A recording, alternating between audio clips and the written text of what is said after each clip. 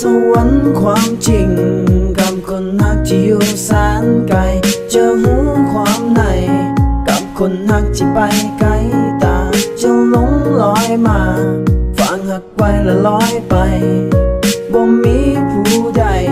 ที่จะห้ามฮักได้เจ้าเคยบอกเคยว่าเจ้าจะเก็บหักษาแต่ว่าสิ่งตอบแทนค่อยได้กลับมาคือน้ำตาเจ้าบ่ต้องมาทำท่าคือบ่มีอย่างเกิดขึ้นค่อยบ่ได้โง่ดอกเจ้าอย่ามาหลอกกันตื่นกับทุกสิ่งที่เฮ็ดไปคนจะว่าแบบไหนแต่ค่อยบ่เคยจะสนใจเราต้องห่างกันไกลๆค่อยเข้าใจว่าวันเวลามันเฮ็ดให้เปลี่ยนไปอยากให้เจ้าได้เข้าใจ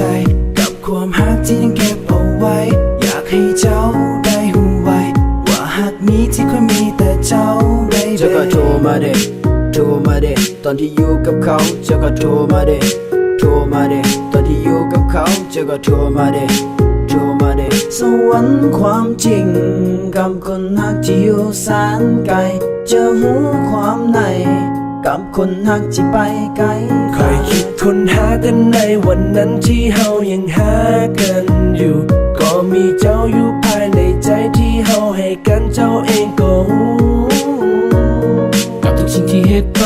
คนจะว่าแบบไหนแต่ค่อยบ่เคยจะสนใจ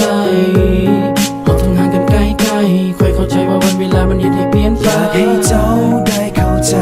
กับความฮักที่ยังเก็บเอาไว้อยากให้เจ้าได้หูไว้ว่าฮักนี้ที่ค่อยมีแต่เจ้า baby ผ่านเป็นปีมีคำหนึ่งที่คอยยังเก็บได้คอยบ่ลืมนั่นคือตัวเจ้าและเบอร์เก่าๆเราฝันของเฮาที่เจ้าเคยว่ามีเพียงแต่เจ้าอยู่เคียงข้างกันอยู่ส่วนนิรันดร์และมามือหนึ่งฮักนั้นต้องจบแบบซ้ำๆแต่จุดประสงค์มันมีคำลงเป็นเพียงคำมันเป็นคำสัญญาเพราะว่าฮักนั่นคือหนังสือมีนั่นแหละต้องมีนั่นจบเพราะมันคือหนังสือ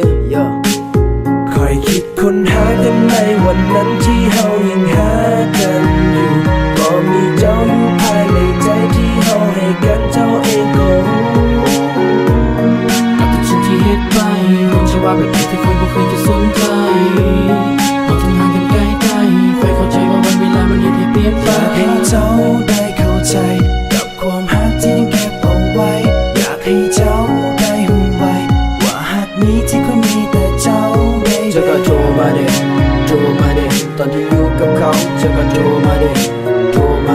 อนที่อยู่กับเขาเจ้าก็โทรมาเด้สวรรค์ความจริง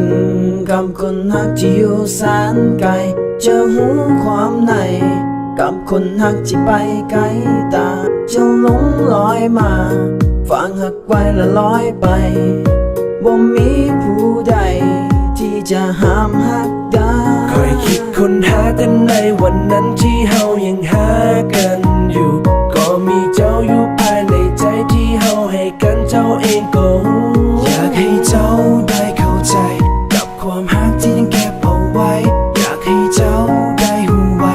ว่าฮักนี้ที่ค่อยมีแต่เจ้าเจ้าก็โทรมาเด้ตอนที่อยู่กับเขาเจ้าก็โทรมาเด้